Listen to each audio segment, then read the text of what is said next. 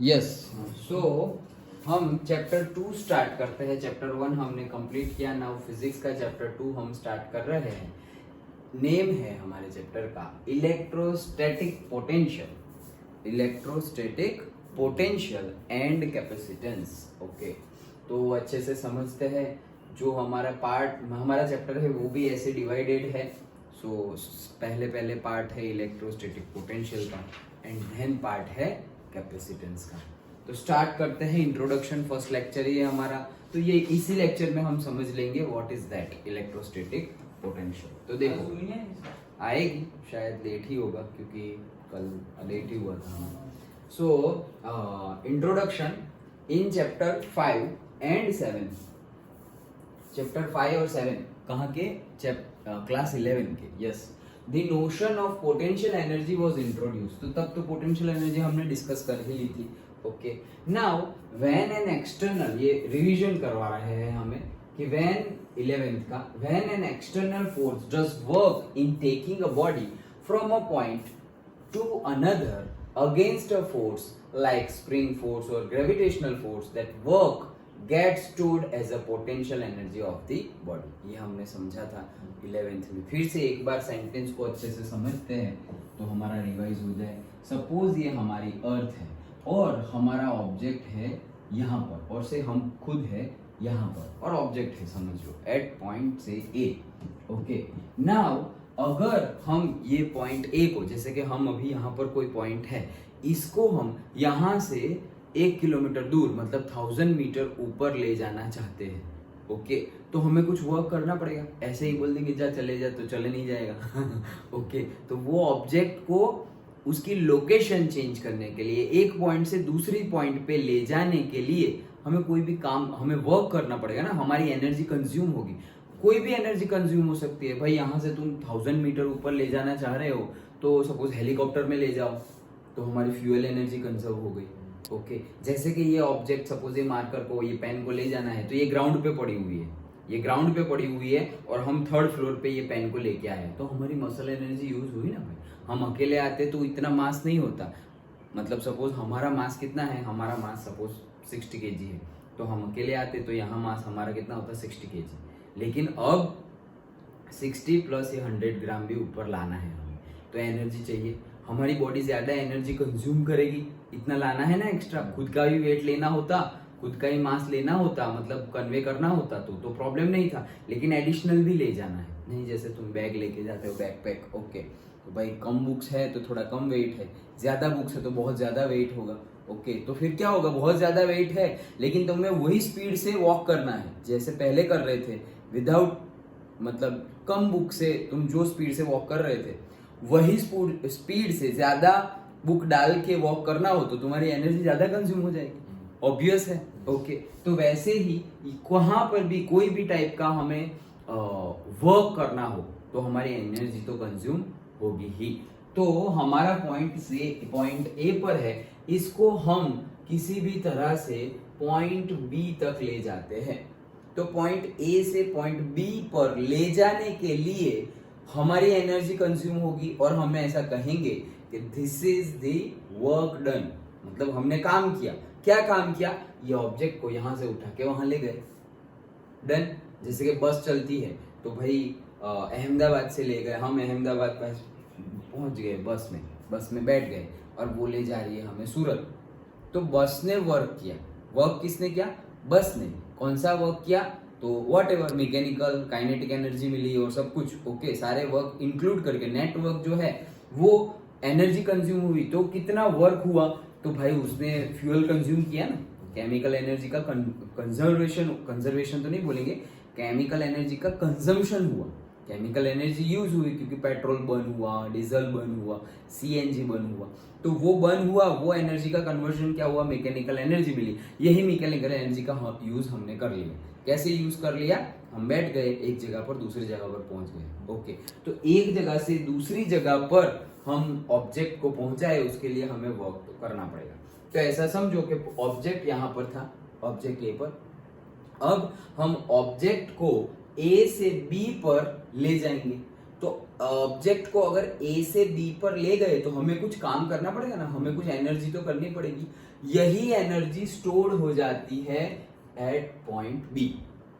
Point B पर कितनी energy store होगी? सपोज तुम यहां से पॉइंट सी से पॉइंट बी पर ले जाते, ओके, पॉइंट सी से पॉइंट बी पर जाते तो तुम्हें वर्क करना पड़ता, और पॉइंट ए से भी तुम पॉइंट बी पर जा रहे हो तो भी तुम्हें वर्क करना पड़ेगा। क्या दोनों केस में सेम वर्क करना पड़ेगा? नहीं, दोनों केस में डिफरेंट डिफरेंट वर्क करना पड़ेगा। तो जब बी पर हम एनर्जी की बात करते हैं तो डिफरेंट डिफरेंट होगी। बी पर तुम आए कहां से हो, ओके, कहां से आए हो दैट मैटर्स। कि बी पर तुम सी से आए हो, बी पर तुम ए से आए हो, बी पर तुम इंफिनिटी से आए हो, कहां से आए हो दैट मैटर्स। लेकिन कहीं से भी आए हो, जहां से आए हो वहां से बी पर आने के लिए एनर्जी लगेगी, और वही एनर्जी स्टोर हो जाती है यहां पर as a potential energy. Understood? वही एनर्जी स्टोर हो जाती है एज अ पोटेंशियल एनर्जी। जैसे कि बस वाला एग्जांपल दिया, तो जो पेट्रोल का कंबशन, डीजल का, सीएनजी का कंबशन हो रहा है, वही एनर्जी कन्वर्ट हो जाती है, केमिकल एनर्जी ही कन्वर्ट हो जाती है किसमें? मैकेनिकल एनर्जी में। और वही मैकेनिकल एनर्जी कन्वर्ट हो जाती है किसमें? काइनेटिक एनर्जी में। तो मैकेनिकल एनर्जी मतलब kinetic energy plus potential energy दोनों होगी। तो पोटेंशियल एनर्जी तो सपोज चेंज नहीं हो रही है, ओके, तो चेंज क्या हो रहा है? फिर सारा का सारा मैकेनिकल एनर्जी जो है, मतलब सारा का सारा केमिकल एनर्जी है, उसका कन्वर्जन किसमें हो जाएगा? मैकेनिकल में। और मैकेनिकल में भी पर्टिकुलरली काइनेटिक एनर्जी। डन? तो यहाँ पे केमिकल एनर्जी का काइनेटिक एनर्जी में कन्वर्जन हो रहा है, और मैं बोल रहा हूं कि हमने ये जो भी वर्क किया वो वर्क मतलब पर्टिकुलर एनर्जी, ओके, वो स्टोर हो गई यहाँ पॉइंट बी पर, और वही एनर्जी को हम बोलते हैं पोटेंशियल एनर्जी। डन? ये हमने 11th में समझा था, ये तो रिवीजन है। डन? ओके, हाँ चलो। So when the external force is removed, अगर हम एक्सटर्नल फोर्स रिमूव कर दे, the body moves and gaining the kinetic energy and losing an equal amount of potential energy। obvious है, यहां से मैं ऑब्जेक्ट को छोड़ दे रहा हूं तो वो जो पोटेंशियल एनर्जी उसके पास है वो लूज करना स्टार्ट कर देगा। और सपोज यही एग्जांपल ले ले तो ग्रेविटेशनल फोर्स, ग्रेविटेशनल एक्सेलरेशन लगेगा तो ऑब्जेक्ट नीचे आना स्टार्ट कर देगा, ओके। तो हमारी पोटेंशियल एनर्जी कन्वर्ट हो रही है किसमें? Kinetic energy. तो वही चीज बता रहे हैं, when an external force is remove, ये तो हम ले गए थे ना, अब हम छोड़ दे रहे हैं, तो एक्सटर्नल फोर्स रिमूव कर दिया तो क्या हो रहा है? दी बॉडी मूव्स, अब मूव करना स्टार्ट हो जाएगी, गेनिंग काइनेटिक एनर्जी।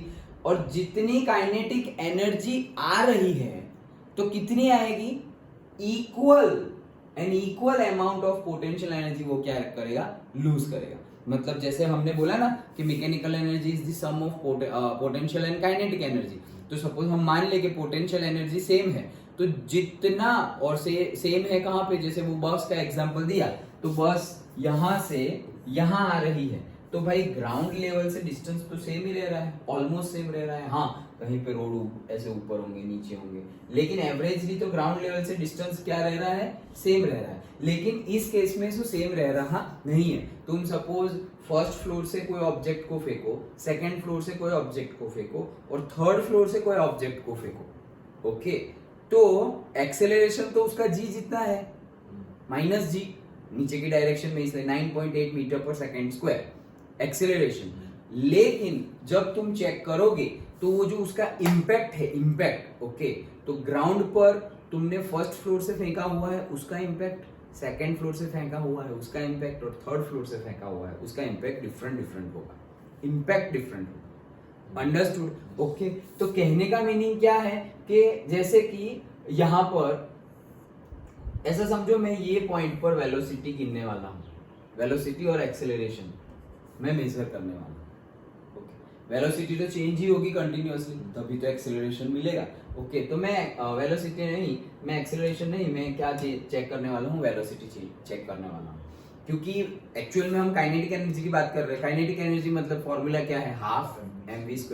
तो मास तो कांस्टेंट है, चेंज क्या हो रहा है? v, चेंज v हो रहा है, तभी तो एक्सेलरेशन मिल रहा है, ग्रेविटेशनल एक्सेलरेशन, ओके। चलो, सो कहने का मीनिंग क्या है? मैंने पॉइंट बी से ऑब्जेक्ट को छोड़ दिया, तो जब ये पॉइंट पे आएगा, मान लो ये पॉइंट कौन सा है? डी पॉइंट पर आएगा, तब उसकी वेलोसिटी क्या होगी वो मैं मेजर कर रहा हूं।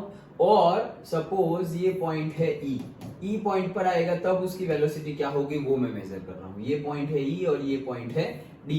तो तुम्हें क्या लगता है कौन से पॉइंट पर उसकी काइनेटिक एनर्जी, ध्यान से पहले समझो, कौन से पॉइंट पर उसकी काइनेटिक एनर्जी ज्यादा होगी, डी पर या ई पर? डी पर होगी। क्या लग रहा है चिराग? डी पे होगी। करेक्ट है। क्यों? क्योंकि यहां सपोज ऐसा समझो तुम्हारे पास 100 जूल एनर्जी है, तो ये 100 जूल का सपोज 10 जूल में कन्वर्जन हो गया किसमें? काइनेटिक एनर्जी में। अभी यहाँ पर क्या है, यहाँ पर भी टोटल तो तुम्हारा 100 ही रहेगा, वो कितना हो गया 90 पोटेंशियल और 10 काइनेटिक एनर्जी। 10 जूल क्या है? Kinetic energy. अब तुम यहां से आओगे तो ये कन्वर्जन फिर से चलता रहेगा, तो ऐसा समझो 50-50 हो गया, तो 50 पोटेंशियल है अब और 50 काइनेटिक है, 50 जूल, क्योंकि टोटल मैकेनिकल एनर्जी तो कांस्टेंट रहेगी। ये भी लॉ है, ये हमने पढ़ा था 11th में। सो अब देखो यहाँ पर कौन सी थी, ये कितनी थी काइनेटिक एनर्जी? 10 जूल, और अब कितनी हो गई? 50। तो बढ़ेगी ऑब्वियसली, वेलोसिटी तो बढ़ने ही वाली है। डन। ओके, तो वही चीज यहाँ पर बता रहे हैं, लेकिन कितनी बढ़ेगी? जितनी लूज होगी। देखो जैसे कि यहां से 10 लूज हुई, 100 में से 10 लूज हो गई, तो 10 लूज हुई ना, पोटेंशियल एनर्जी कितनी थी? 100, और अब उसकी कितनी हो गई? 90 पोटेंशियल एनर्जी। तो 100 माइनस 90 कितनी लूज की उसने? 10। तो काइनेटिक एनर्जी भी इंक्रीज होगी, कितनी? इक्वल अमाउंट में 10। ये 100 माइनस 90 10 आएगा तो ही यहाँ पे 10 आएगा, ये 100 माइनस 50 आएगा तो ही यहाँ पर 50 आएगा, जितनी लूज कर रहे हो। सिंपल है ना, ये तो समझ में तो आ गया है ना। ओके, चलो आगे बढ़ते हैं। सो thus the sum of kinetic and potential energy is thus conserved. Okay, forces of this kind are called conservative forces. जब conserved हो, एनर्जी क्या रहे? कंजर्व्ड रहे, टोटल एनर्जी क्या रहे? कंजर्व्ड रहे, तो उसे हम क्या बोलते हैं कि वो जो फोर्सेस है वो कंजर्वेटिव फोर्स है। कौन से फोर्स है? Conservative force. तो हमने उस टाइम पर एग्जांपल भी देखे थे, जैसे कि स्प्रिंग फोर्स है वो कंजर्वेटिव फोर्स है, जैसे कि ग्रेविटेशनल फोर्स है वो कौन से है? कंजर्वेटिव फोर्स है। समझ में आ गया? तो टोटल एनर्जी कंजर्व्ड रही है, कंजर्वेटिव फोर्स है तो टोटल एनर्जी क्या रहेगी? कंजर्व्ड रहेगी। ओके, चलो, forces of this kind are called conservative forces. Spring force and gravitational force are the example of conservative forces. These all things are a revision of class 11. Now अब हम आते हैं 12th में, जो हमने पढ़ा फर्स्ट चैप्टर में हमने कूलम फोर्स पढ़ लिया। Okay, K/Q1 Q2 upon r²। तो उसके रिलेटेड अब ये सब क्या है, कंजर्वेटिव फोर्स क्या है, ये तो हमने जो ऑलरेडी पढ़ा था उसकी बात है। लेकिन इलेक्ट्रोस्टैटिक और से इलेक्ट्रिक फील्ड का कंसेप्ट, मतलब जहां पे चार्जेस है, electric charges and forces, last chapter, तो उसका ही बेस लेके अब उस केस में कंजर्वेशन का कैसे डिस्कस करेंगे। तो चलो डिस्कस करते हैं। Coulomb force between two stationary charges is also a conservative force. तो कूलम फोर्स जो लगेगा दो फोर्स के बीच में, वो भी कौन सा है? कंजर्वेटिव फोर्स है। ओके, चलो, दिस इज नॉट सरप्राइजिंग, ये सरप्राइजिंग नहीं है। क्यों? Since both have inverse square dependence on distance and differ mainly in the proportionality constant, the masses in the gravitational law are replaced by the charges in the Coulomb's law. तो ये दो तो हमें पता ही है, सेम ही है, हमने last chapter में ही इसका कंपैरिजन कर लिया था। जैसे कि अगर हम ग्रेविटेशनल फोर्स की बात करें तो वो फॉर्मूला क्या था? G(m1 m2 अपॉन r), मतलब डिस्टेंस का स्क्वायर। तो वैसे ही इलेक्ट्रिक फील्ड हमारी क्या थी? इलेक्ट्रिक फील्ड क्या थी हमारी, मतलब कूलम फोर्स क्या था? Coulomb force K/Q1 Q2 upon distance का स्क्वायर, यही था ना? नहीं, इलेक्ट्रिक फील्ड नहीं, फोर्स की ही बात कर रहा हूं। फोर्स, इलेक्ट्रिकल फोर्स की बात कर रहा हूं। हाँ, करेक्ट है। इलेक्ट्रिक फील्ड होगा तो एक ही क्यू आएगा, दो क्यू नहीं आएंगे, क्योंकि वो तो क्या है? Force divided by unit charge. Done? हाँ, करेक्ट है। लेकिन अभी हम फोर्स की बात कर रहे हैं, तो दो फोर्स को कंपेयर कर रहे हैं कि हमारे पास ग्रेविटेशनल फोर्स है और हमारे पास दूसरा एक फोर्स है ड्यू टू इलेक्ट्रिक फील्ड और से चार्ज। ओके, और से हम सिंपली ऐसा भी बोल सकते हो, और कूलम फोर्स है। सी मतलब क्या? Coulomb force. कूलम फोर्स कब होगा? जब दो चार्ज होंगे तभी होगा। डन? तो दो चार्ज है Q1 और Q2, उनकी वजह से कूलम्बिक फोर्स है। अभी कूलम्बिक फोर्स कौन सा होगा? अगेन बेसिकली तो वही होगा, क्या? Attraction and repulsion. ओके, लेकिन हम देख सकते हैं दोनों को कंपेयर करके कि दोनों सेम जैसे ही है, और हमने देखा था लास्ट चैप्टर में ही कि दोनों सेम जैसे है, एट द सेम टाइम जो डिस्टेंस है उसके स्क्वायर के इनवर्सली प्रोपोर्शनल है। डन, वही यही चीज को सेंटेंस में लिखा हुआ है। ओके, चलो, thus like the potential energy of mass in gravitational field, तो ग्रेविटेशनल फील्ड की जब हम बात करें तब पोटेंशियल एनर्जी ऑफ अ मास, कोई भी मास होगा उसकी पोटेंशियल एनर्जी होगी, कोई भी मास होगा उसकी क्या होगी, पोटेंशियल एनर्जी होगी। पोटेंशियल एनर्जी का फॉर्मूला क्या था, याद है?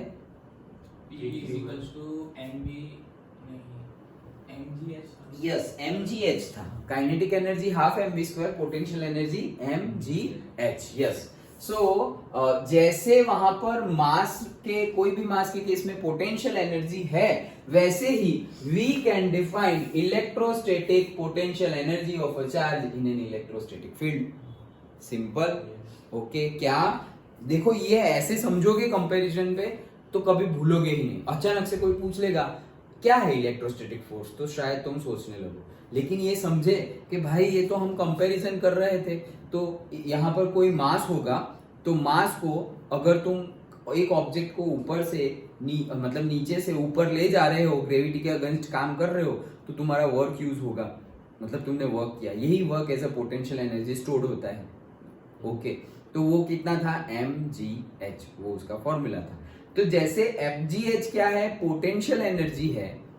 कौन सी पोटेंशियल एनर्जी है, एक मास जो है पर्टिकुलरली उसको एक पॉइंट से दूसरे पॉइंट पर ले जाने के लिए हमें जो वर्क करना पड़ता है, यही वर्क ऑब्जेक्ट में as a potential energy store हो जाता है। ये तो पोटेंशियल एनर्जी की बात हुई। तो वैसे सेम हम डिफाइंड कर सकते हैं इलेक्ट्रोस्टैटिक पोटेंशियल एनर्जी। सेम कैसे, सपोज एक चार्ज है, एक चार्ज को तुम एक पॉइंट से, वही सेम एग्जांपल याद करो, ऑब्जेक्ट की जगह अब कौन हो गया है, मास नहीं है, अब क्या है, चार्ज है। ऑब्जेक्ट में हम क्या लेते थे, उसका मास लेते थे, तो अब हम क्या बोल रहे हैं, चार्ज ले रहे हैं। तो कोई एक चार्ज है, उसको एक पॉइंट से दूसरी जगह पे, यही फिगर हमारी जो तुमने देखी वही, कि यहाँ पे ए पॉइंट पे अभी ऑब्जेक्ट नहीं, अब हम इलेक्ट्रिकल कंटेक्स्ट में देख रहे हैं ना, तो मतलब यहाँ पे m1 m2 था, तो यहाँ पर क्या होगा, q1 q2 होगा। तो हम अभी फोर्स देखा ना हमने, अंडरस्टूड, Fg क्या था, g m1 m2 upon r², और यहाँ पर क्या था, k q1 q2 upon r²। तो होगा क्या कि यहाँ कोई मास को हम एक जगह से दूसरी जगह ले जा रहे हैं, अब हम बोल रहे हैं कोई चार्ज को एक जगह से दूसरी जगह ले जाएंगे, तो चार्ज को भी एक जगह से दूसरी जगह पर ले जाओगे तो भी तुम्हें वर्क करना पड़ेगा, वर्क तो करना ही पड़ेगा ऑब्वियसली। ओके, जैसे कि ऐसा समझो मेरे पास यहाँ पर पॉजिटिव चार्ज ऑलरेडी है, सोर्स चार्ज है, ये तो सोर्स चार्ज है, और हमारा टेस्ट चार्ज यहाँ पर है सपोज। अभी मुझे ये पॉइंट को, ये चार्ज को, ये पॉइंट है सपोज ए, और ए पॉइंट से मुझे इसे ले जाना है बी पॉइंट पर। तो भाई ये दोनों तो प्लस प्लस रिपल्शन है, तो ये तो फोर्स लगाएगा कि भाई आना वाना नहीं है, दूर जाओ। ओके, तो मतलब ये फोर्स के अगेंस्ट में हमें काम करना पड़ेगा। ओके, तो हम पॉइंट ए से पॉइंट बी पर जाने के लिए किसी के अगेंस्ट में काम कर रहे हैं। किसके अगेंस्ट में काम कर रहे हैं, ये रिपल्सिव फोर्स के अगेंस्ट में काम कर रहे हैं। जैसे कि लास्ट केस में भी, वो केस में भी m1 पर ग्रेविटेशनल फोर्स लग रहा है ऑलरेडी, उसको, वो m1 को हम और से मास को, कोई भी मास है उसके ऊपर ग्रेविटेशनल फोर्स लग रहा है, तो हम वो ऑब्जेक्ट को ग्रेविटेशनल फोर्स के ऑपोजिट वर्क करके कोई ऑब्जेक्ट को ऊपर ले गए थे, तो हमें एनर्जी, हमें वर्क करना पड़ा, और वही एनर्जी स्टोर हो गई, पोटेंशियल एनर्जी उसमें। तो वैसे ही यहाँ पर एक चार्ज है हमारे पास, वो चार्ज के ऊपर भी कोई ना कोई कूलम्बिक फोर्स लग रहा होगा, तो वो फोर्स लग रहा है, उसके ऑपोजिशन में अगर हमें वर्क देना है, ओके, तो ये जो वर्क हम देंगे उसी को, वो ही एज अ एनर्जी स्टोर्ड हो जाएगी वो पर्टिकुलर चार्ज के मतलब चार्ज में, तो उसी को हम क्या बोलेंगे, इलेक्ट्रोस्टैटिक पोटेंशियल एनर्जी। उसको डिटेल में डिस्कस करते हैं, यहाँ पे सिर्फ एक सेंटेंस में कंपैरिजन कर रहे हैं कि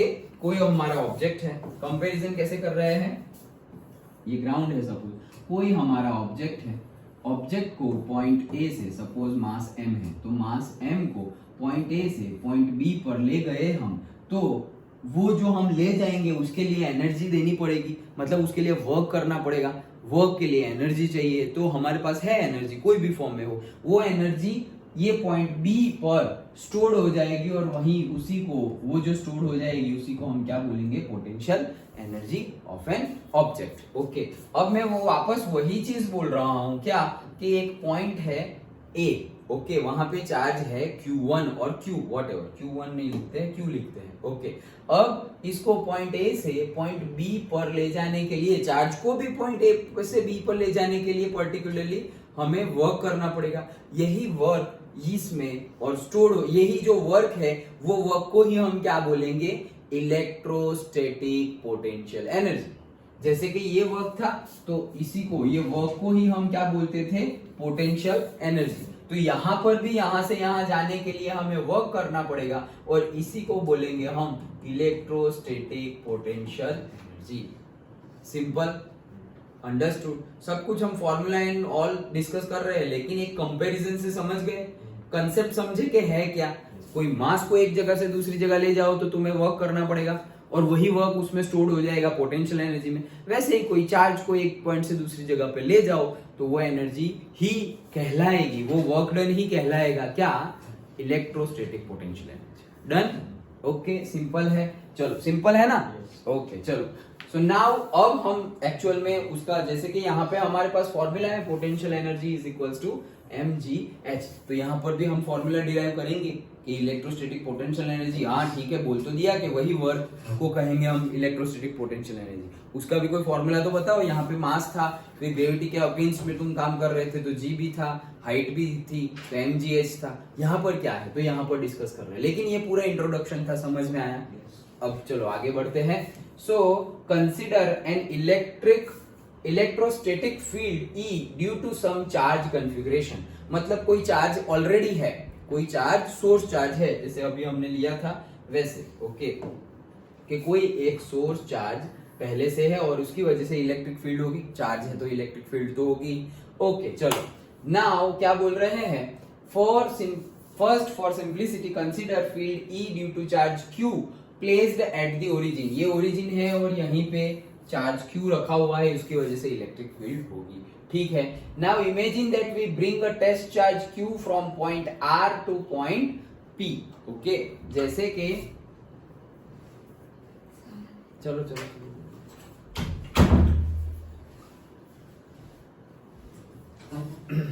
हाँ, सो हम स्टार्ट कर रहे हैं। एक लाइन में आगे समझ में आए वो सम अप कर दूं तो क्या है कि जैसे कि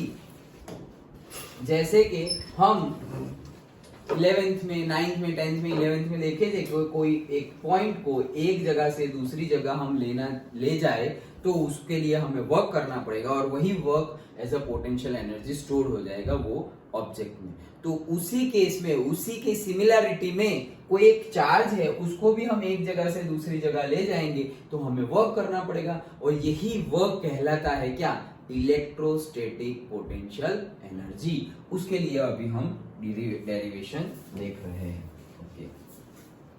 तो ये हमारा पॉइंट है। नाउ ये जो हमारा पॉइंट था, ओके, ये जो हमारा पॉइंट था यही पे है ना, हाँ, ये जो हमारा पॉइंट था, अब क्या बोल रहे हैं कि कोई एक दूसरा टेस्ट चार्ज है Q, ओके, तो वो R पर है, ये पॉइंट है R और सपोज ये पॉइंट है P और यहाँ पे कौन सा चार्ज है Q, ओके, मान लो प्लस ही है।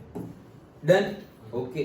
तो क्या बोल रहे हैं, now imagine that we bring a test charge Q from point R to point P against the repulsive force on it due to charge Q। Obvious है, ये पॉजिटिव लिया और ये भी पॉजिटिव है, रिपल्जन फोर्स होगा। रिपल्जन फोर्स होगा तो हम वो रिपल्जन के ऑपोजिशन में ये पॉइंट, ये चार्ज Q को R से P पर ले जा रहे हैं।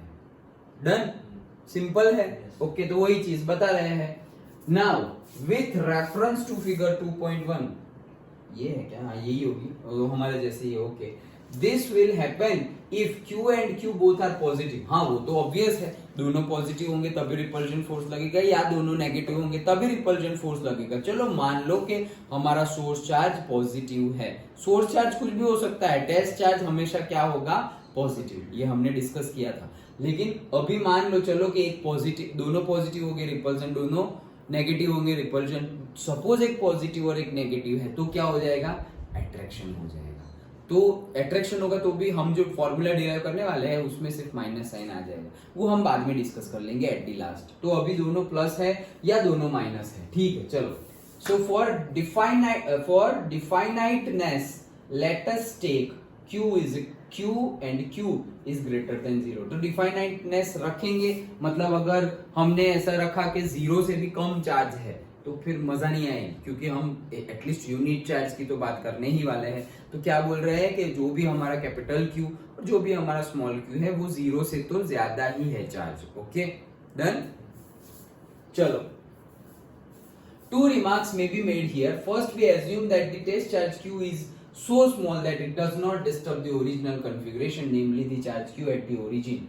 Okay, ये तो पहला assumption है। Obvious है क्या, Q जो small q जो टेस्ट चार्ज है वो इतना compare to the capital Q वो उतना कम है क्योंकि चार्ज होगा तो उसकी इलेक्ट्रिक फील्ड होगी। भाई ये कैपिटल Q है उसकी इलेक्ट्रिक फील्ड होगी, अभी अगर वो स्मॉल q है उसकी भी तो इलेक्ट्रिक फील्ड होगी, लेकिन हम बोलेंगे नहीं होगी। एक्चुअल में तो होगी लेकिन हम एज्यूम कर रहे हैं क्या, नहीं होगी। हम सिर्फ ये कैपिटल Q के वजह से इलेक्ट्रिक फील्ड होगी उसकी बात करने वाले हैं। क्यों, क्योंकि कैपिटल Q जो है उसकी कंपेयर में जो स्मॉल q चार्ज है वो very very very very very very less है, ऐसा हम एजम्पशन कर रहे हैं। डन। तो अगर चार्ज लेस है तो उसकी वजह से जो इलेक्ट्रिक फील्ड होगी वो भी क्या होगी, लेस। ऑब्वियस है। डन। ओके चलो, ये पहला था। दूसरा क्या है, सेकंड इन ब्रिंगिंग दी, ये दो एक मार्क में पूछा जा सकता है कि कौन से दो एजम्पशन लिए हैं तुमने। ओके सेकंड है in bringing the charge Q from R to P we apply an external force F external just enough to counter the repulsive force FE। Okay तो यहाँ पे फुल स्टॉप रखते हैं। क्या बोल रहे हैं कि रिपल्सिव फोर्स लग रहा है, रिपल्सिव फोर्स लगेगा, और रिपल्सिव फोर्स कौन सी डायरेक्शन में लगेगा, बाहर की डायरेक्ट पॉजिटिव है तो ऑब्वियसली बाहर की डायरेक्शन में ही लगेगा। रिपल्सिव फोर्स ऐसे बाहर लगेगा। ओके अब इसके अगेंस्ट में हमें काम करना है, तो ऐसा समझो कि ये फोर्स है उसकी वैल्यू कितनी है 5 न्यूटन, उसकी वैल्यू कितनी है 5 न्यूटन। तो इसके ऑपोजिशन में हमें जो काम करना है वो भी अगर हमने 5 ही रखा तो कोई मूवमेंट होगी क्या, नहीं होगी। क्यों, अरे जितना फोर्स यहां से आ रहा है उतना ही मैं मार रहा हूं धक्का, तो ना उस साइड जाएंगे ना इस साइड जाएंगे। ओके लेकिन हम ऐसे धक्का मार के ऑब्जेक्ट को यहां से वहां नहीं ले जाने वाले ओके हम आराम से ले जाने वाले हैं। तो क्या करेंगे, 5 से जस्ट ज्यादा फोर्स लेंगे। तो मान लो कि दिस इज 5.0001 न्यूटन। डन।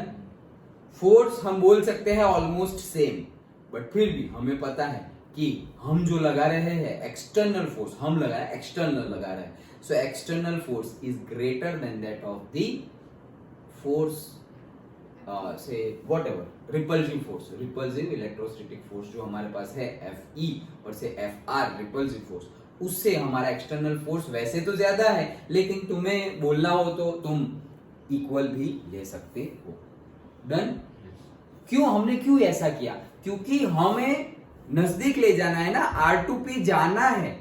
अगर R2P नहीं जाना होता तो एग्जैक्ट 5 न्यूटन के ऑपोज में 5 न्यूटन ही करते हम, लेकिन हमें R2P उसके अगेंस्ट में काम करना है तो थोड़ा ही काम किया है, यहाँ पर थोड़ा ही डिफरेंस है तो थोड़ा ही काम किया है, लेकिन करना तो है। अंडरस्टूड। ओके तो वही चीज है हमारा। तो क्या होगा फिर, जैसे कि वो ये 5 न्यूटन था तो ये कितना 5.001, लेकिन ऑपोजिट डायरेक्शन में होगा तो हम ऐसा लिख सकते हैं कि Fe is equals to, vector अगर लिखे तो वेक्टर लिख दो कोई बात नहीं, F एक्सटर्नल Fe और Fe external, F external same जितने होंगे ऑलमोस्ट, लेकिन ऑपोजिट डायरेक्शन में होंगे, ऑपोजिट डायरेक्शन में ही होंगे। ओके चलो तो ये हमने ले लिया। ये दो एजम्पशन समझ में आ गए पक्का। पहला एजम्पशन क्या था याद करो जल्दी, बुक में देख के नहीं याद करके बताओ। पहला एजम्पशन हमने क्या लिया,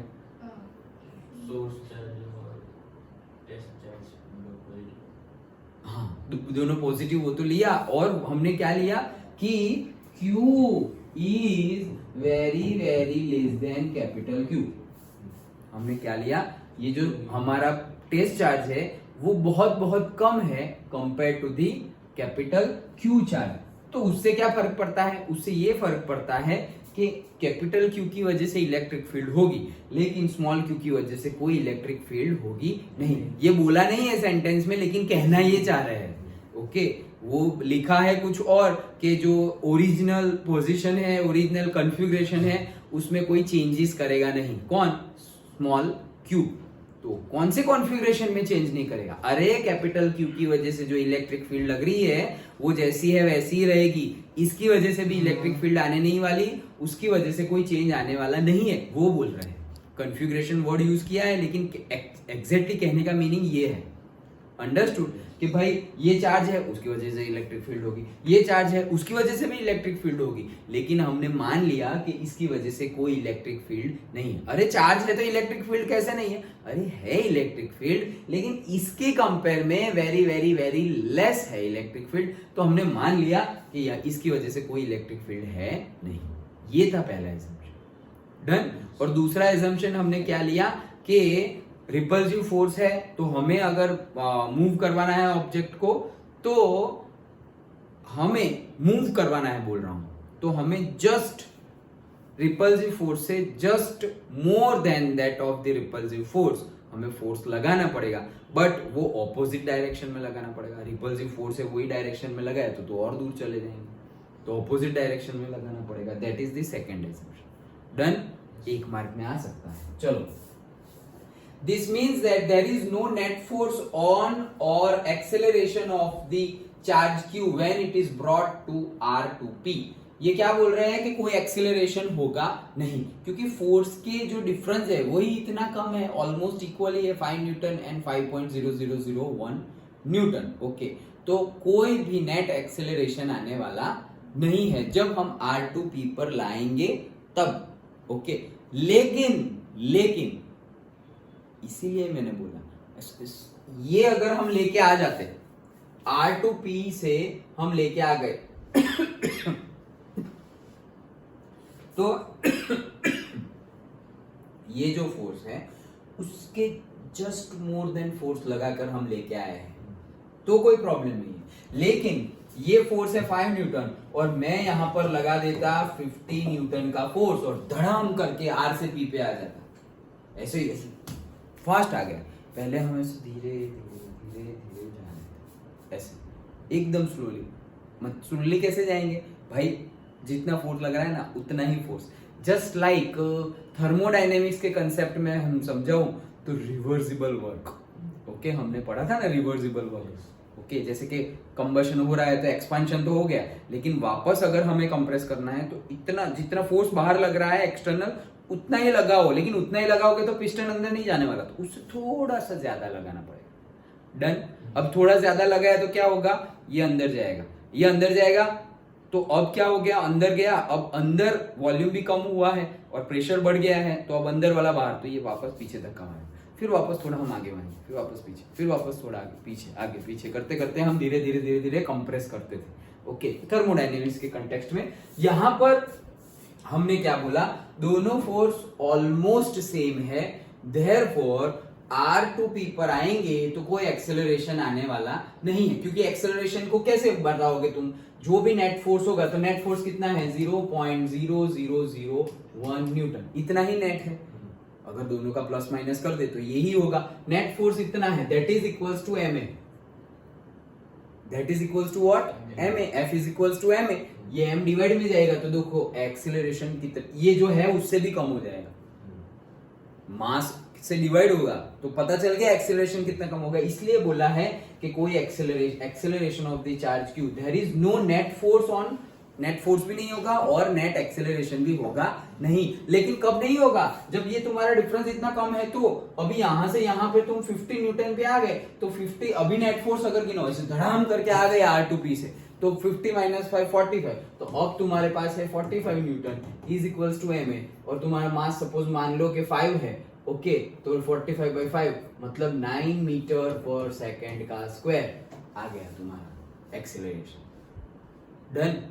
तो एक्सेलरेशन और एक्सेलरेशन आ गया तो अरे धड़म करके चिपक जाएगा वो वहां पर। वो जो सोर्स चार्ज है उससे टकराएगा ना, वो एक्सेलरेशन। भाई तो टकराए तो टकराए यार, हमें क्या, अरे हमें क्या है, नहीं, हम क्या फाइंड कर रहे हैं, इलेक्ट्रोस्टैटिक पोटेंशियल एनर्जी। तो हम बोल रहे हैं कि एक ऑब्जेक्ट को, जैसे हम ग्रेविटेशनल फोर्स में देखते थे कि ऑब्जेक्ट यहां से यहां लाने के लिए हमें कुछ वर्क करना पड़ेगा, और यही वर्क स्टोर्ड होता है किसमें, पोटेंशियल एनर्जी में। तो यहां पर भी हम क्या कर रहे हैं, एक जगह से दूसरी जगह पर पॉइंट को ले जा रहे हैं, लेकिन एक्सेलरेशन देना नहीं है, एक्सेलरेट नहीं करवा देना है, अंडरस्टूड। अदरवाइज एक्सेलरेट कर दिया तो वो तो यहां से यहां चल गया, तो हमें तो कितना कम, फिर ज्यादा कुछ वर्क करना पड़ा नहीं, स्टार्टिंग में सिर्फ फोर्स ज्यादा दे दिया, स्टार्टिंग में फोर्स ज्यादा दे दिया, बट कुछ ज्यादा वर्क करना पड़ा नहीं, और वर्क नहीं करना पड़ा तो फिर स्टोर क्या होगा, कुछ नहीं। ऐसा समझो, एक ऑब्जेक्ट को ग्राउंड फ्लोर से 13th फ्लोर पर ले जाना था, तो तुम सीढ़ियां चढ़ के लेके गए, वर्क किया, और वही वर्क उसमें आ गया as a potential energy, done. लेकिन अब तुमने दिमाग लगाया, तुम लिफ्ट से गए ओके तो तुम्हारा इतना कुछ वर्क कंजम्पशन हुआ नहीं। हाँ, इलेक्ट्रिकल वर्क कंजम्पशन हुआ, उसके बगैर देखो इनपुट के बगैर आउटपुट तो आने नहीं वाला। हाँ, इलेक्ट्रिकल वर्क कंजम्पशन हुआ, लेकिन तुम्हारी एनर्जी बच गई ना। लेकिन हम वो नहीं चाहते, हम जो रियलिटी सिचुएशन है वही बोल रहे हैं कि भाई इलेक्ट्रिकल वर्क हो या मस्कुलर वर्क हो, लेकिन जाना तो है ही, इनपुट तो जाना ही है। तो हम बोल रहे हैं कि इतना कम रखेंगे ये जो नेट फोर्स होगा वो कि ऑब्जेक्ट एक्सेलरेट ना करे। अंडरस्टूड, समझ में आया? एक एक सेंटेंस में खत्म किया है, लेकिन कहने का मीनिंग उनका डीप है। Done, okay. हाँ चलो, सो नाउ कोई नेट फोर्स और एक्सेलरेशन नहीं है, आर से पी पर आएंगे तब। It is brought with infinitesimally slow constant speed. तो इनफाइनाइटेसिमली स्लो कांस्टेंट स्पीड से वो यहां से यहां आ रहा है, ठीक है। In these situations, work done by the external force is the negative of the work done by the electrostatic force. Obviously, ये फोर्स नेगेटिव है, इलेक्ट्रोस्टैटिक फोर्स, ये पॉजिटिव होगा तो एक्सटर्नल फोर्स क्या होगा, नेगेटिव होगा। तो वैसे ही वर्क क्या है, फोर्स इनटू डिस्प्लेसमेंट ही वर्क है। तो ये वर्क अगर पॉजिटिव है तो ये वर्क क्या होगा, negative, force into displacement. Simple, वही चीज बोल रहे हैं, work done by the external force is negative of the work done by the electrostatic force and gets fully stored in the form of potential energy of the charge q। समझ में आ गया? तो ये जो भी वर्क मिलेगा हमें वो स्टोर्ड हो जाएगा potential energy in charge q। Simple, जैसे सिंपल वर्ड कंसेप्ट में सिर्फ याद रखो तो जैसे ग्रेविटेशनल फोर्स लग रहा हो तो तुम एक ऑब्जेक्ट को एक जगह से दूसरी जगह ले जाओगे, एनर्जी करनी पड़ेगी, वर्क करना पड़ेगा, यही वर्क स्टोर होता है ऑब्जेक्ट के अंदर पोटेंशियल एनर्जी के तौर पे। तो यहाँ पर भी सेम ही है, ऑब्जेक्ट को हटा के हमने क्या कर दिया, चार्ज कर दिया। चार्ज को एक जगह से दूसरी जगह ले जाएंगे तो हमें वर्क करना पड़ेगा, यही वर्क स्टोर हो जाएगा चार्ज के अंदर as a electro potential energy, और से इलेक्ट्रोस्टैटिक पोटेंशियल एनर्जी। चार्ज है इसलिए आगे वर्ड आ गया क्या, इलेक्ट्रोस्टैटिक, अदरवाइज पोटेंशियल एनर्जी तो है। Simple, okay. चलो, ऐसे डीपली अच्छे से समझोगे तो फिर कंसेप्ट ऐसे ही समझ में आ जाएगा, ओके। वैसे सिर्फ पढ़ लोगे तो नहीं होगा। अच्छा चलो, इफ द एक्सटर्नल फोर्स, कहाँ पहुंचे हम, situations work done is negative, ये पढ़ लिया हमने, gets fully stored, yes. If the external force is removed on reaching point P, जैसे हमने वो केस में भी देखा था कि तुम एक पॉइंट से दूसरी जगह चले गए, वहां potential energy as a stored हो गई। अब यहां से अगर हम छोड़ देंगे वो तो नीचे जाएगा भाई साहब, और वेलोसिटी उसकी चेंज होगी, यही देखा था हमने ग्रेविटेशन के केस में। यहां पर भी वैसा ही कुछ होगा, देखो। तो अगर P पर हम चले गए and then external force is removed, the electric force will take the charge away from Q, the stored energy. देखो फिर से क्या, the electric force will take the charge away from point Q. The stored energy at P is used to provide kinetic energy to the charge Q in such a way that the sum of the kinetic and potential energy is conserved। क्या बोल रहे हैं कि object को, चलो अब ये सब रब कर दे रहा हूं, तो क्या बोल रहे हैं कि ऑब्जेक्ट को मैं R to P पर तो ले आया, ऑब्जेक्ट को मैं R2P पर तो ले आया, अब यहां पर है, ओके डन। लेकिन यहां से यहां लाने के लिए मुझे वर्क करना पड़ा, तो वो वर्क था सपोज W। यही वर्क स्टोर्ड हो गया पॉइंट मतलब चार्ज में as a electrostatic potential energy. तो जैसे हमारा कोई ऑब्जेक्ट, ओके जैसे हमारे ऑब्जेक्ट को हम एक जगह से दूसरी जगह ले गए, तो वो उसमें पोटेंशियल एनर्जी आ गई और वहां से छोड़ दिया तो वो तो जाएगा वापस वेलोसिटी से नीचे। तो वैसे ही हम सेम केस में ये अगर तुम समझ गए तो मतलब ग्रेविटेशन अच्छे से समझ गए, तो चार्ज में डिट्टो ही है, कुछ भी चेंज नहीं है। तो यहां से यहां लेकर तो आ गए हम, ओके। और इसमें ये लेकर आने में जो वर्क हुआ वही वर्क यहाँ पे स्टोर्ड हो गया, okay, as a electrostatic potential energy. Done, ये स्टोर्ड हो गया। अब अगर मैं इस पॉइंट पर आने के बाद फोर्स को, कौन सा फोर्स, एक्सटर्नल फोर्स को रिमूव कर दे रहा हूं, एक्सटर्नल फोर्स को रिमूव कर दिया तो क्या होगा, जो पहले की कंडीशन थी वो, अभी मैं एक्सटर्नल फोर्स लगा ही नहीं रहा हूं, मतलब कि 5 न्यूटन यहां तो लग रहा है, लेकिन इस कंडीशन में 5.0001 न्यूटन जो मैं लगा रहा था वो मैंने क्या कर दिया, कैंसिल कर दिया, अब मैं वो नहीं लगा रहा। तो क्या होगा भाई, 5 न्यूटन का फोर्स वो लगाएगा, ओके, और 5 न्यूटन का फोर्स लगाएगा तो वो तो कहां जाएगा, बाहर ही जाएगा ना, क्योंकि रिपल्शन फोर्स है, तो फेंक देगा बाहर। अभी बाहर फेंक देगा तो क्या होगा, अब ये पोटेंशियल एनर्जी तो थी वो कहां गई, पी पर मतलब चार्ज क्यू में तो पोटेंशियल एनर्जी थी, वो कहां चली गई। जैसे कि ये ऑब्जेक्ट हमने देखा कि यहां पर पोटेंशियल एनर्जी थी, अब धीरे धीरे ये सब कैलकुलेट किया ना तुमने, तो पोटेंशियल एनर्जी का धीरे धीरे कन्वर्जन हो रहा है किसमें, काइनेटिक एनर्जी में कन्वर्जन हो रहा है। वैसे ही यहां पर भी ये जो हमारा पोटेंशियल एनर्जी ये पॉइंट पर थी वो वापस ऐसे दूर जाएगा, दूर जाएगा तो कैसे जाएगा भाई, ओके, एक तो ये फोर्स लगा रहा है और दूसरा यहां जो पोटेंशियल होगी, पोटेंशियल एनर्जी होगी वो एज अ काइनेटिक एनर्जी में कन्वर्जन हो जाएगी। तो इसने क्या किया भाई, ये तो डायरेक्शन दे रहा है, ये पॉजिटिव है इसलिए बाहर जाएगा, अगर ये नेगेटिव होता तो कहां चला जाता, अंदर चला जाता, दैट्स इट। वो तो सिर्फ डायरेक्शन दिखा रहा है कि भाई रिपल्सिव है तो इस साइड जाओ, दूर जाओ, अट्रैक्टिव है तो नजदीक आओ। तो फिर यहां जो पोटेंशियल एनर्जी स्टोर्ड हुई थी हमारे वर्क के अकॉर्डिंगली, तो वो ही पोटेंशियल एनर्जी चेंज होती होती होती होती काइनेटिक एनर्जी में कन्वर्ट हो जाएगी, और यहां आके आर पर पोटेंशियल एनर्जी, काइनेटिक एनर्जी जैसी पहली थी वैसी हो गई। डन। तो यहां से यहां जो काइनेटिक एनर्जी चाहिए वो काइनेटिक एनर्जी मिलेगी कहां से, पोटेंशियल एनर्जी कम होती जाएगी और काइनेटिक एनर्जी बढ़ती जाएगी। लेकिन जैसे वहां पर भी potential energy and kinetic energy का सम कांस्टेंट रहता था, वैसे यहां पर भी the sum of potential energy and kinetic energy will be constant. Simple case, ditto उसके जैसा केस है, डिट्टो।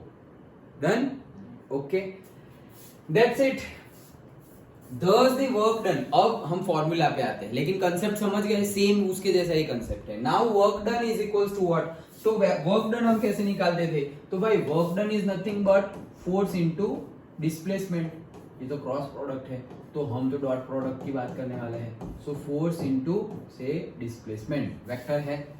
डन। अब फोर्स इनटू डिस्प्लेसमेंट है, अब क्या बोल रहे हैं हम कि ये जो डिस्प्लेसमेंट है ना, हम बहुत मतलब कि ये जो वर्क डन, मान लो चलो ये क्या है हमारा वर्क डन R2P, मतलब R पॉइंट से, यहां से हमने देखा ना कि R पॉइंट से P पर आने के लिए जो भी वर्क करना पड़ेगा यही वर्क स्टोर्ड हो जाएगा चार्ज के अंदर as a electrostatic potential energy, okay. तो वही क्या, W R से आ गए P पर, ओके। अब उसका फॉर्मूला निकाले तो ये W, तो W इज इक्वल टू क्या है, फोर्स इनटू डिस्प्लेसमेंट, तो यहां पर भी फोर्स इनटू डिस्प्लेसमेंट ही है। अब ये फोर्स कौन सा है, तुम्हारा एक्सटर्नल फोर्स, ये फोर्स कौन सा है, external force into displacement D, okay. अब यहां पे क्या लिया हुआ है, देखो कि अगर हम फोर्स कितना ज्यादा था, बहुत ही माइनर नेट फोर्स था ना, नेट फोर्स तो कितना था 0.0001 न्यूटन जितना ही नेट फोर्स था, नेट फोर्स। तो फोर्स इतना कम है तो फोर्स की वजह से डिस्प्लेसमेंट भी कितना होगा, कम ही होगा, ऑब्वियस है। जितना ज्यादा अगर धड़ाम करके 5 न्यूटन लगा दिया तो ऐसे ही आ जाएगा तुरंत, डिस्प्लेसमेंट भी ज्यादा हो जाएगा। लेकिन हमने 5 न्यूटन थोड़ी लगाया है, हमने 5.0001 न्यूटन लगाया, मतलब जो 5 न्यूटन आ रहा है उसकी जगह हम 10 न्यूटन लगा देते, डिस्प्लेसमेंट ज्यादा हो जाता। ओके, जैसे कि ये है, इसको मैं इतना फोर्स किया तो इतना ही ऊपर गई, इतना फोर्स किया तो इतनी ज्यादा ऊपर गई, जितना ज्यादा फोर्स उतना ज्यादा डिस्प्लेसमेंट, ऑब्वियस है। तो यहाँ पर हम फोर्स भी कम लगा रहे हैं तो डिस्प्लेसमेंट भी क्या होगा, कम होगा। तो ऐसे हर बार हम कम फोर्स लगा, मतलब इतना माइनर फोर्स लगा के जा रहे हैं तो माइनर डिस्प्लेसमेंट हुआ। फिर यहाँ पहुंचे, मुझे यहाँ से वहां पहुंचना है तो वापस थोड़ा माइन्योर एक्सटर्नल फोर्स लगाया तो माइन्योर थोड़ा हम डिस्प्लेसमेंट किए। फिर से क्यों ऐसा कर रहे हैं हम, we don't want that object will go into the acceleration, इसलिए हम ऐसा कर रहे हैं। अचानक से कर दिया तो वो क्या हो जाएगा, एक्सेलरेट हो जाएगा। एक्सेलरेट हो गए तो फिर तुम्हारे जो वर्क स्टोर करना है वो कुछ स्टोर होने वाली नहीं है। दैट्स वाई हम जा रहे हैं ऐसे। अंडरस्टूड, रीजन पता चला। कोई पूछे तो ये पता होना चाहिए, क्यों कर रहे हो भाई ऐसा, लगाओ ना ऐसे डायरेक्टली फोर्स ज्यादा वाला, तो डायरेक्ट पहुंच जाओगे, तुम्हें तो वहीं जाना है। अरे वहीं जाना है, लेकिन ये जो बीच में वर्क कर रहे हैं ना, वो एज अ स्टोर करना है वहां पर, और अचानक से चले गए तो कुछ स्टोर वोर होने वाला नहीं है, क्योंकि वो तो एक्सेलरेट हो गया। एक्सेलरेट हो गया तो इंपैक्ट होगा वहां पर। Done, okay. तो थोड़ा फोर्स थोड़ा डिस्प्लेसमेंट, थोड़ा फोर्स थोड़ा डिस्प्लेसमेंट, थोड़ा फोर्स थोड़ा डिस्प्लेसमेंट, तो इतने सारे थोड़े थोड़े थोड़े थोड़े थोड़े थोड़े सारे फोर्स है तो उसका सम अप कर देना पड़ेगा। तो वहां कंसेप्ट आ जाता है हमारा इंटीग्रेशन का। तो ये हमने इंटीग्रेट किया कहां से कहां तक, R2P तक। अब F एक्सटर्नल है, उसकी वैल्यू पुट करो तो हमारे पास है ही जो इलेक्ट्रिक फोर्स है और कूलम्बिक फोर्स है उतना ही है, लेकिन माइनस में। ओके, तो माइनस में ओके F एक्सटर्नल, इन्होंने गलती कर दी है यहाँ पे। हम F माइनस F एक्सटर्नल कब लिख सकते हैं कि जब, और तुम ऐसे भी बोल सकते हो कि दोनों, तुम F एक्सटर्नल लिखो या FC कूलम्बिक फोर्स लिखो, वैसे तो दोनों सेम ही लेने वाले हैं हम, क्योंकि दोनों 5 न्यूटन ही है। तो माइनस क्यों लिया, if you move from R to P then you have to take minus, क्योंकि ऑपोजिट डायरेक्शन में जा रहे हो। इफ अगर मैं यहाँ पर रेंज चेंज कर दूं और लिमिट चेंज कर दूं इंटीग्रेशन की, P to R कर दूं, तो माइनस की जगह क्या हो जाएगा, प्लस। सिंपल, ऑपोजिट डायरेक्शन में जा रहे हो तो माइनस करना पड़ेगा। जैसे कि हम ऐसे ही न्यूमेरिकल करते थे, याद हो तो, कि भाई कोई ऑब्जेक्ट, कोई बंदा है यहां से ऑब्जेक्ट फेंक रहा है ऊपर, ओके, और फिर वहां ऊपर जाके ऐसे नीचे आएगा। एनएलएम में नहीं करते थे, 11th में भी, न्यूटन्स लॉ ऑफ मोशन में। तो ये यहाँ से कोई ऑब्जेक्ट को ऊपर फेंक रहा है तो भाई एक्सेलरेशन की वैल्यू हम क्या ले लेते थे, g, लेकिन नीचे जाने वाला है इसलिए हम क्या लेते थे, माइनस जी। डन, तो माइनस जी, लेकिन हम तो फेंकने वाले हैं ऊपर, तो इसीलिए तो ऑपोजिट डायरेक्शन हम लेते थे। ओके, तो वही है। चलो, this work done is against the electrostatic repulsive force and get stored as a potential energy, ये हमने ऑलरेडी देख लिया। At every point in electric field, a particle with charge q possesses a certain electrostatic potential energy. This work done increases its potential energy by an amount equal to the potential energy difference between the points R and P. क्या बोल रहे हैं? फिर से देखो, at every point in the electric field, सारे के सारे पॉइंट पर इलेक्ट्रिक फील्ड के, a particle with charge q possesses a certain electrostatic potential energy. मतलब कि पूरी इलेक्ट्रिक फील्ड है तो मैं, जरूरी नहीं है कि ये R से P पर आऊं तो इलेक्ट्रिक पोटेंशियल एनर्जी होगी। भाई मैं R से यहां पर आ गया तो भी तो इतना फोर्स लगा, उतना फोर्स लगा तो उतना डिस्प्लेसमेंट हुआ। तो मतलब यहां से यहां आने में वर्क हुआ, लेकिन यहां से यहां आने में भी वर्क तो हो रहा है ना, मतलब वो भी क्या है, इलेक्ट्रोस्टैटिक पोटेंशियल एनर्जी है। फिर यहां से मैं सपोज इस डायरेक्शन में कहीं पे गया तब भी मुझे फोर्स तो लगेगा ही, ऐसे तो मैं जा नहीं सकता, क्योंकि मुझे तो ये इलेक्ट्रिक फील्ड के अगेंस्ट में काम करना है। अगेंस्ट में हो या सपोर्ट में हो, मुझे सपोज यहां से यहां जाना है तो भी वर्क तो करना पड़ेगा, लेकिन इतना नहीं करना पड़ेगा जितना यहां करना पड़ रहा है। क्यों? क्योंकि वो सपोर्ट कर रहा है, यहाँ अगेंस्ट में है इसलिए ज्यादा वर्क करना पड़ेगा। Simple, okay. तो वही चीज है, तो वही चीज बोल रहे हैं कि सब जगह इलेक्ट्रोस्टैटिक पोटेंशियल एनर्जी तो है ही, and this work done increases its potential energy by an amount equal to potential energy difference between the points R and P. तो उससे क्या होगा कि दो पॉइंट है यार, ऐसा समझो, ये यहाँ था R पर, ओके, और ऐसा समझो, ये दूसरे फिगर में बताता हूँ कि सपोज तुम यहाँ पर थे पॉइंट A पर, फिर वहां से आए पॉइंट B पर, फिर वहां से गए पॉइंट C पर, सब अलग अलग पॉइंट पे जा रहे हो। डन, तो यहाँ पर इलेक्ट्रोस्टैटिक पोटेंशियल, यहाँ से यहाँ जो तुमने वर्क किया उसको हम क्या बोलेंगे, A to B। फिर B to C पर आओगे, उसको वो वर्क को हम क्या बोलेंगे, work B to C। Done. Okay, तो यहाँ पे क्या बोल रहे हैं कि ये जो है मतलब this work done increases is potential energy by the amount equal to potential energy. मतलब अगर मुझे ऐसा बोलना हो कि मुझे फाइंड करना है WAC, तो ऑब्वियसली ये जो होगा और ये जो होगा उसका सम ही होने वाला है ना। डन, सिंपल है। ये पॉइंट से यहां जाने के लिए कुछ काम करना पड़ेगा, फिर ये पॉइंट से यहां जाने के लिए भी कुछ काम करना पड़ेगा। तो दोनों का सम करूं तो मैं यहां से यहां डायरेक्टली आ सकता हूं। ओके, और मुझे दोनों के बीच का डिफरेंस निकालना है कि यहां पर कोई पोटेंशियल एनर्जी है, यहां पर हम आ गए। ओके, तो electrostatic potential energy at C है, electrostatic potential energy at C. Done. वैसे ही बी पर, ए पर से बी पर आया था, वहां पर भी तो कोई इलेक्ट्रोस्टैटिक पोटेंशियल होगी क्योंकि वो वर्क के लिए है, ये वर्क के लिए है। So electrostatic potential energy at B दोनों ही होगी। अब कौन सी एनर्जी ज्यादा होगी वो तो उसके ऊपर, वर्क के ऊपर डिपेंड है। अगर सी पर आने के लिए ज्यादा वर्क करना पड़ रहा है तो वहां पर ज्यादा, क्योंकि यही वर्क तो स्टोर होता है चार्ज में, तो जो वर्क ज्यादा मतलब इफ वर्क जैसे कि मैं कहां से कहां आ रहा हूं, A to C आ रहा हूं और A to B आ रहा हूं। डन। ये वाला कौन सा है, A to C वाला, तो ये कौन सा वर्क डन है, A to C वाला। ये कौन सा वर्क डन है, work done A to B वाला। Done, simple. अब मैं ऐसा बोलूं, तुम्हें ऐसे ही दिख रहा होगा क्या, कौन सा वर्क ज्यादा होगा, कहां ज्यादा वर्क करना पड़ेगा, AC में ही ज्यादा जाना है ना। ओके, तो A to C में ज्यादा वर्क करना पड़ेगा। अगर ज्यादा वर्क करना पड़ेगा तो जब वर्क कर दिया तब जब C पर पहुंच गए तो उसकी इलेक्ट्रोस्टैटिक पोटेंशियल एनर्जी क्या हो जाएगी, ज्यादा हो जाएगी। तो अगर मैं बोलूं कि इसकी इलेक्ट्रोस्टैटिक पोटेंशियल एनर्जी C की is greater then the electrostatic potential energy of B, तो ये समझ में आ गया। तो ये ज्यादा है ये कम है, तो उनका डिफरेंस भी तो निकाल सकते हैं हम। उनका क्या निकाल सकते हैं, डिफरेंस। तो electrostatic potential energy at C minus the electrostatic potential energy at B। Done. What is that, तो दैट इज इक्वल्स टू, मैं ऐसा लिख सकता हूं, इसका मैं माइनस कर रहा हूं कि electrostatic potential energy at C minus electrostatic potential energy at B, that is equals to WAB। ऐसा लिख सकता हूं क्या, मुझे A to C में आना है, वो वर्क था, ये रहा electrostatic potential energy at C।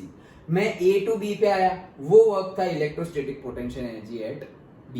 Okay, तो अब मैं ऐसा बोल रहा हूं कि इन दोनों का जो डिफरेंस होगा, मतलब ये यहां इस दोनों में जो वर्क का डिफरेंस होगा। ओके, तो वर्क का डिफरेंस कितना होगा, जितना ऑलरेडी यहां इन दोनों में डिफरेंस होगा, सॉरी मैंने A to B लिख दिया, जितना इन दोनों में डिफरेंस होगा उतना ही ये डिफरेंस होगा। डन। ओके, तो वही चीज बता रहे हैं, और ये जो लिख रहा हूं मैं उसको डिनोट कर रहे हैं U से। किससे, U से। इलेक्ट्रोस्टैटिक पोटेंशियल, तो यहां पे मैं क्या लिखूंगा, UC, electrostatic potential energy at C, तो लिख दिया C, और यहां पर लिखा UR, electrostatic potential energy eight R। तो भाई दोनों अलग अलग है, कोई पॉइंट से तुम P पर आ रहे हो, कोई पॉइंट से तुम R पे आ रहे हो, तो तुम ऐसे ही बता सकते हो। कोई देखो यहां ध्यान से सुनो, क्वेश्चन पूछ रहा हूं, कोई पॉइंट से तुम P पर आओगे तो electrostatic potential energy at P, कोई पॉइंट से तुम R पे आओगे electrostatic potential energy eight R। अब तुम ही बताओ कि जो मैं बोल रहा हूं ना, कोई पॉइंट से आ रहे हो, ये कोई पॉइंट किसके नजदीक होगा, P के नजदीक होगा या R के नजदीक होगा, तुम बताओ ध्यान से।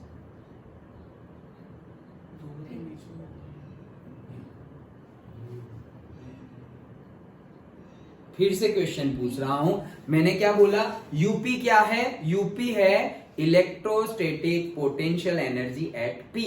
तो ये क्या है, अरे कोई ये एक पॉइंट है और ये मेरा P है, यहां पे बताऊं, ये मेरा P है और ये मेरा R है। अरे यार ऐसे बताऊंगा तो तुम्हें समझ में आ जाएगा ना। ओके, ऐसे करूंगा, हाँ पता चल गया ना, ऐसे करूंगा तुम्हें पता चल जाएगा।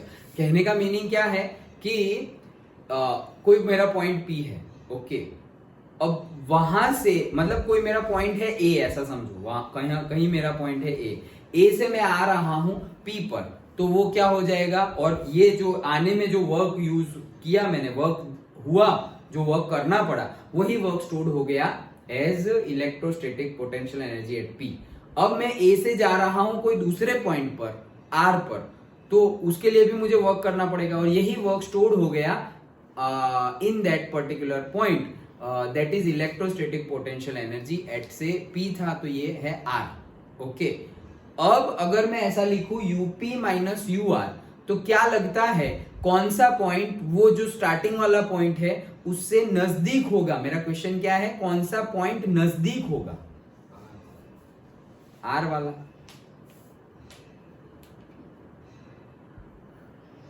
ठीक है, R वाला, जूमिंग, R वाला। R is the correct answer. क्यों? क्योंकि R पे इलेक्ट्रोस्टैटिक पोटेंशियल एनर्जी क्या है, कम है। भाई कम कब होगी? जब तुम नजदीक होगे तो कम एनर्जी देनी पड़ेगी, तो वहां पे कम एनर्जी, पोटेंशियल एनर्जी मिलेगी, और जब तुम दूर होंगे तो ज्यादा वर्क डन करना पड़ेगा, तो electrical potential energy, electrostatic potential energy भी ज्यादा होगी। यहाँ पे UP माइनस UR है, मतलब P पर ज्यादा है और R पर कम है। Done, simple. तो उसको हम लिखते हैं WRP। समझ में आ गया? पक्का? ओके, चलो। So note that this displacement is an opposite sense to the electrical force and hence work done by the electric field is negative। हाँ, ये तो पता ही है हमें कि वर्क डन क्या होगा, नेगेटिव होगा। क्यों? क्योंकि R to P आ रहे हैं और पहले repulsive force P to R की तरफ है। रिपल्सिव फोर्स किसकी तरफ है? P to R की तरफ है, और हम जा रहे हैं कहां से?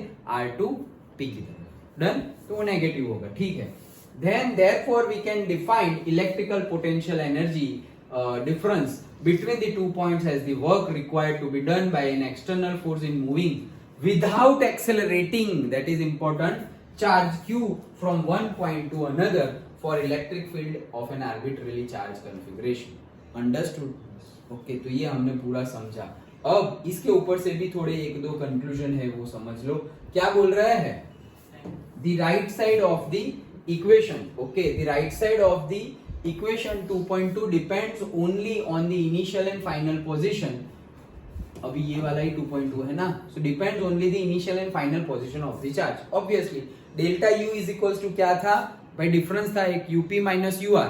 मतलब क्या कि इनिशियल पोजीशन और फाइनल पोजीशन के ऊपर ही डिपेंड है। तुम कहां से आए उसके ऊपर। क्या कहना चाह रहे हैं? कंजर्वेटिव समझाना चाह रहे हैं क्या कि तुम UP माइनस UR है, तुम यहाँ पॉइंट A तुम्हारा ये है, तो ये तुम्हारा R है और ये तुम्हारा P है। तुम A से P पर आए और A से R पर आए, तो ये है तुम्हारा work done A to P, और ये तुम्हारा work done A to R। Obviously A to P आने में ज्यादा वर्क लगेगा, तो मतलब कि electrostatic potential energy at P ज्यादा होगी। देयरफॉर UP माइनस ये हो जाएगा क्या? UR। तो A to P तुम जितना डिस्टेंस हो, वैसे तो हम स्ट्रेट लाइन में ही आएंगे, लेकिन कहने का मीनिंग है कि तुम ऐसे ऐसे ऐसे ऐसे ऐसे ऐसे ऐसे ऐसे ऐसे करके भी P पर आ सकते हो। ओके, वैसे ही तुम यहां से ऐसे ऐसे ऐसे ऐसे ऐसे ऐसे ऐसे करके भी R पर आ सकते हो। तो मतलब कि पाथ के ऊपर डिपेंडेंट नहीं है। हमने तो ये थर्मोडायनेमिक्स में ही पढ़ लिया था। Work done is a not a path function, it is a point function. Okay, मतलब वर्क डन नहीं, पर्टिकुलरली हमने वो एंथैल्पी और वो केस में देखा था कि जो वर्क डन मिल रहा है हमें, ओके, तो पीवी वर्क है उसमें तो हम वर्क डन फाइंड करते थे। सारे वर्क के लिए हम ऐसा नहीं बोल सकते। जैसे कि पीवी वर्क था तो हम ऐसा देखते थे ना कि एक पॉइंट से दूसरे पॉइंट पे आए, तो एक पॉइंट से दूसरे पॉइंट पे आए, ये के लिए यह रास्ता है और ये रास्ता है, लेकिन तुम तो एक पॉइंट से दूसरे पॉइंट पे आ गए। मतलब तुम कौन से पॉइंट का बात कर रहे हो, मतलब कौन से वे का बात कर रहे हो। पाथ फंक्शन मतलब क्या? पाथ के ऊपर डिपेंडेंट, और पॉइंट फंक्शन मतलब क्या? ओनली एंड ओनली पॉइंट के ऊपर डिपेंडेंट। पाथ कुछ भी हो सकता है। ओके, वो तो हमने थर्मोडायनेमिक्स में पढ़ा था। और वर्क डन में भी अगर वहां पे हम लेते थे वर्क डन, तो वहां पर तो हम क्या लेते थे कि भाई it is a path function. Okay, work done क्या है? Path function. लेकिन वो particularly PDV work and all वो सब था, अब वो कंसेप्ट यहां नहीं लगा रहे, यहां पर जो है वो हम देख रहे हैं। तो क्या बोल रहे हैं कि depends only on the initial and final point, UP और यूआर। ओके, वही है कि भाई पी पर कोई इलेक्ट्रोस्टैटिक पोटेंशियल एनर्जी है, आर पर है, तो उसका डिफरेंस क्या, तो तुम्हें मिल गया। It means that the work done by electrostatic field in moving a charge from one point to another depends only on the initial and final points and is independent of the path taken to grow from one point to other. तो इस case में path dependent नहीं है, किसके ऊपर? सिर्फ final position के, तुम फाइनली कहां पर थे? यहां पर। इनिशियली कहां पर थे? यहां पर। दिस माइनस दिस कर दो, डन। तो पाथ पे डिपेंडेंट नहीं है। लेकिन एक्चुअल में तुम वर्क की बात करो, इसलिए मैं किसकी बात कर रहा हूं? वर्क की। ओके, इसलिए मैंने बोला वर्क पाथ फंक्शन। अगर वैसे ही तुम वर्क की बात करो तो भाई work is a path function ऐसे ही दिखाई दे रहा है। अगर तुम ऐसे सीधे सीधे आते तो जो वर्क करना पड़ता वो, और तुम ऐसे ऐसे ऐसे ऐसे ऐसे ऐसे ऐसे ऐसे ऐसे घूम फिर के फिर यहां आते तो क्या वर्क सेम होता? इतना ज्यादा घूमने के लिए एनर्जी भी ज्यादा चाहिए ना। ओके, तो यहां आए मतलब वर्क डिफरेंट हुआ। लेकिन हम यहाँ पे पॉइंट वर्क की बात नहीं कर रहे, मतलब एक पॉइंट पर कितनी ये वर्क डन तो अंदर स्टोर्ड हो गया है ना, ये जो वर्क डन किया वो तो अंदर स्टोर्ड हो गया है, वो स्टोर्ड एनर्जी की बात कर रहे हैं हम। समझ में आए? हम इसलिए तो वर्क डन क्या लिखते हैं, ए टू बी आए उसकी बात कर रहे हैं हम, ऐसा नहीं लिख रहे work done at A, work done at B, ऐसा नहीं लिख रहे हैं। उस अगर ऐसा लिखते तो वो क्या हो जाता? पॉइंट फंक्शन हो जाता। जैसे अभी हमने लिखा यूपी माइनस यूआर, तो वो पॉइंट फंक्शन है। डन? ओके, तो वही चीज बता रहे हैं। This is the fundamental characteristics of a conservative force. तो कंजर्वेटिव फोर्स की ये फंडामेंटल कैरेक्टरिस्टिक है क्या? वो पॉइंट फंक्शन होते हैं, पाथ फंक्शन नहीं होते हैं। The concept of the potential energy would not be meaningful in the work dependent on the path. देखा? फिर से पढ़ता हूं। The concept of potential energy would not be meaningful. वो meaningful होगा ही नहीं if the work dependent on the path. तो ये अगर work dependent on the path अगर हमने गिन लिया तो path पे dependent है, तो फिर path अलग तो वर्क अलग, और वर्क अलग तो पर्टिकुलरली फिर वहां पर जो स्टोर्ड एनर्जी होगी वो भी क्या हो जाएगी? अलग हो जाएगी। डन? ओके, तो वही केस बोल रहे हैं।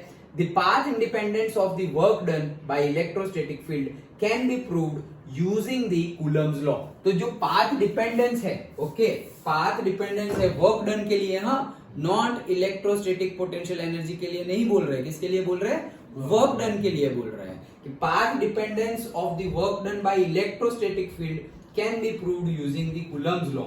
Okay, and we omit this proof here. हमें ये प्रूफ है नहीं, लेकिन प्रूफ किया जा सकता है। जैसे मैंने अभी तुम्हें बताया यार कि ऐसे घूम घूम के आओगे तो फिर ज्यादा एनर्जी चाहिए होगी। ओके, तो वही चीज है।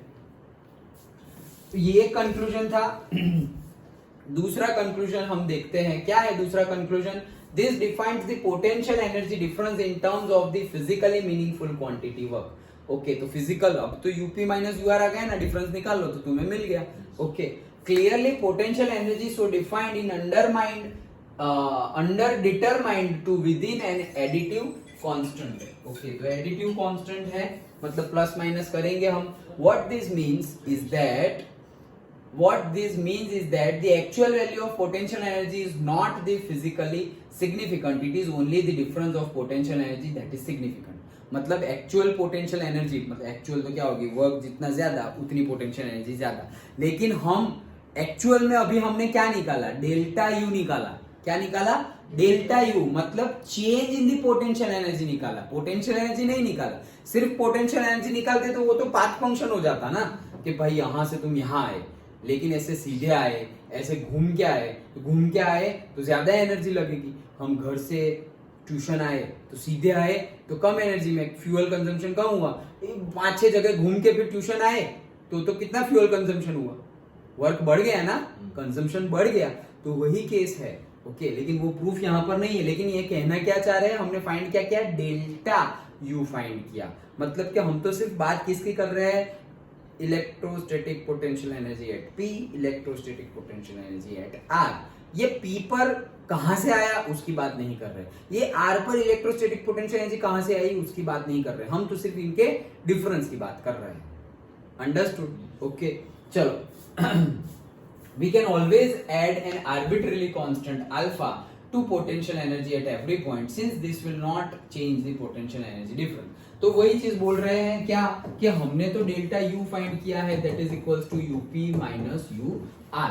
ओके, लेकिन अगर ऐसा बोलो कि यहां पर अगर सेम क्वांटिटी एडअप हो जाए, मतलब कि UP प्लस अल्फा, मतलब ये जो पोटेंशियल एनर्जी एट P थी वो जितनी थी उतनी नहीं है, जैसे कि 10 जूल थी, वो 10 जूल नहीं है, वो कितनी है 12 जूल। क्या पहले तो 10 थी अब 12 क्यों? अरे 10 प्लस 2 समझो ना, 10 प्लस 2, तो यहां पर भी फिर क्या हो जाएगा UR प्लस 2। Okay done. तो अब अगर तुम यहाँ पे माइनस करोगे तो UP plus alpha minus UR plus का माइनस अल्फा हो जाएगा, ये माइनस प्लस अगेन कैंसिल, तो जो पहले तुम्हारा आंसर था वैसे का वैसा ही रहेगा। ओके, तो वही चीज बोल रहे हैं कि तुम प्लस माइनस एडिटिव करो तो भी कोई फर्क पड़ने वाला नहीं है। मतलब इन शॉर्ट यहाँ पे कहने का मीनिंग क्या है, तुम यहाँ पर तुम्हारा पॉइंट P है, यहाँ पर तुम्हारा पॉइंट R है, ये P पर R पर तुम आए कहां से? तुम आए थे A से, तुम आए थे कहां से?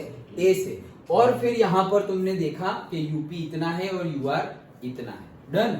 लेकिन ऐसा बोल रहे हैं कि तुम भले ही A से आए B से आ जाओ, कोई फर्क नहीं पड़ता, कोई फर्क पड़ता नहीं है।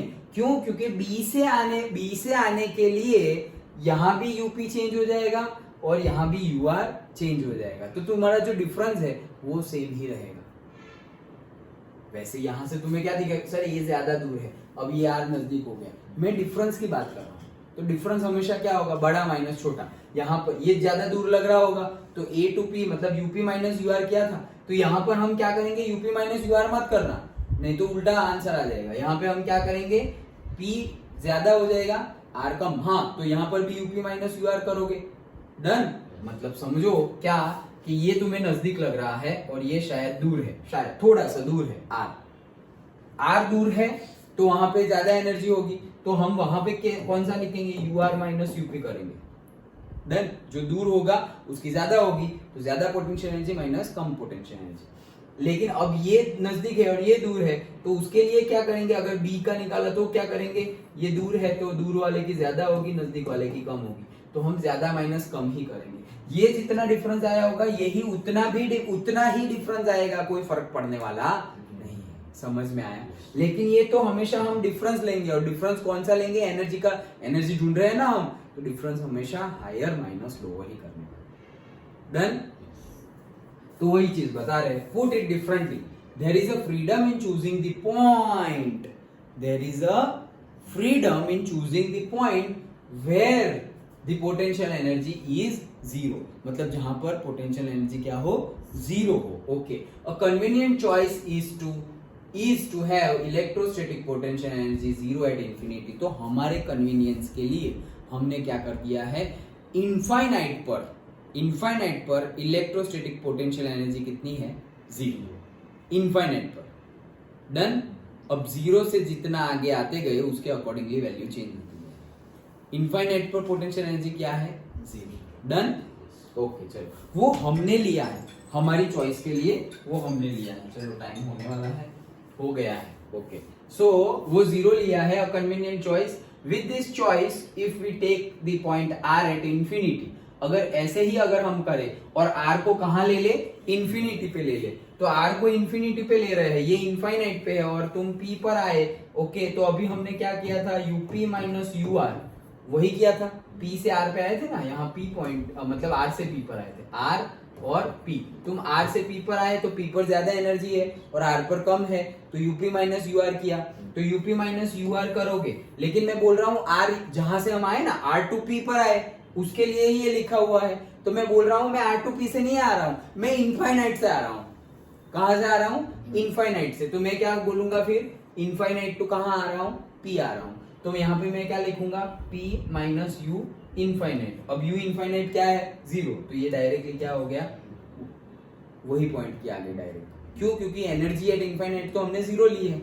ओके इसीलिए तो इनफाइनाइट पे हमने 0 लिया है, क्यों? हमारा इजीनेस के लिए, तो वो डायरेक्टली आ जाएगा UP. Since the point P is arbitrary, okay point P तो कहीं पर भी हो सकता है। This equation provides us with a definition of a potential energy of a charge Q at any point. तो यहां से ही हमें डेफिनेशन मिलती है ऑफ अ पॉइंट, ओके कहीं पर भी, क्योंकि पी तो कहीं पर भी हो सकता है। तो डेफिनेशन देखते हैं, potential energy of charge Q at a point, potential energy Q charge की कोई भी पॉइंट पर at a point is the work done by the external force. मतलब वो पोटेंशियल एनर्जी क्या है? Is the work done by the external, हमारा जो वर्क डन है वही है external force in bringing the charge Q को लाने के लिए from infinity to that point. अरे इसमें नया क्या था, यही तो हम बोल रहे हैं कब से कि व्हाट इज पोटेंशियल एनर्जी। तो एक पॉइंट से दूसरे पॉइंट पर ले जाने के लिए हमें वर्क करना पड़ेगा, और यही वर्क वो पॉइंट में, वो चार्ज में स्टोर्ड होगा, उसको हम बोलते थे इलेक्ट्रोस्टैटिक पोटेंशियल एनर्जी। अब हम बोल रहे हैं एक पॉइंट से दूसरे पॉइंट पे ले जाने के लिए ना, तो हम बोल रहे हैं इनफाइनाइट से यहां लाने के लिए। पहले यहां से यहां लेते थे, अब बोल रहे हैं इनफाइनाइट से यहां लाने के लिए। तो इनफाइनाइट को 0 ले लिया तो वो डायरेक्टली मिल गया यूपी, डन। पहले P suppose R to P आते थे तो यूपी माइनस यू आर करना पड़ता था, अब इनफाइनाइट से पी आ रहे हैं तो यूपी माइनस यू इनफाइनाइट करना पड़ेगा, और यू इनफाइनाइट 0 लिया है तो डायरेक्टली यूपी मिल गई ना हमें, अंडरस्टूड। तो डेफिनेशन तो हम कब से पढ़ते ही आ रहे हैं, क्या कि हम क्या डेफिनेशन में पढ़ेंगे, electrostatic potential energy of charge Q at any point is equal to what, potential energy क्या है, is the work done by the external force. हम जो फोर्स लगाएंगे is the work done by the external force to bring that charge Q from infinite to that particular point, that's it, simple है। Okay so that is the thing. पूरा I hope so कि electrostatic potential energy and introduction तुम्हें समझ में आया होगा, पक्का समझ में आया? श्योर? कोई डाउट नहीं है ना? श्योर ना?